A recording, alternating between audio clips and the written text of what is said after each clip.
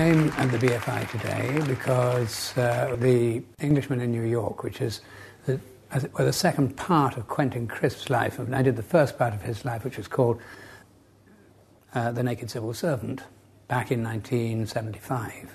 And now we just did this last summer, which is his last 20 years, which he called the twilight of his life, until I said, no, you mustn't call it the twilight of your life, Quentin, you must call it the sunset of your life. Very different texture, very different feeling, and so on. But the BFI, most marvellously, is giving it its premiere, really, in this country. Sounds like you enjoyed it. Will you please welcome the star of our show, Mr. John Hurt, the director, Richard Laxton, and writer, Bryan Fillis.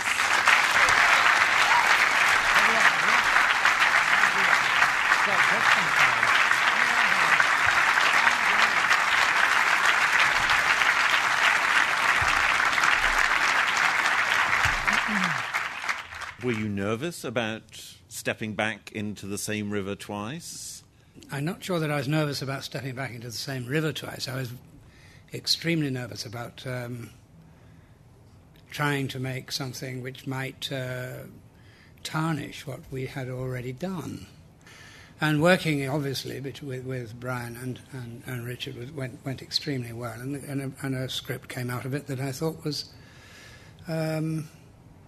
I thought it was a wonderful script, and I thought, yeah, so... but it wasn't, to begin with, I was very reticent. Well, I had a sort of unpopular, kind of slightly uncomfortable relationship with the idea of Quentin Crisp, because when I was growing up, it was kind of the gay man my parents would hate me to have grown into. So as much as I could sort of admire what he stood for, I was a bit like, ooh, can you just turn the colour down a bit on that man? And then I, of course, came to terms with my own life and realised the brilliance of him. And then when I got involved in this project, I fell more in love with him, actually, than I had ever been before, because you just get closer to him.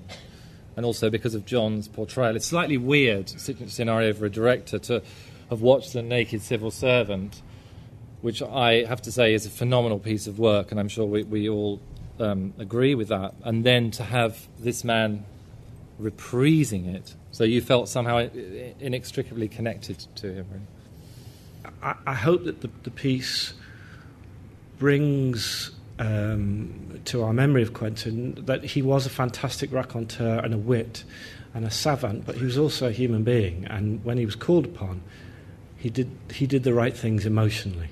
He wouldn't quite step down from his positions, but he was able to actually, on a one-to-one basis, go, no, actually, this is more important than what I write or what I say on stage.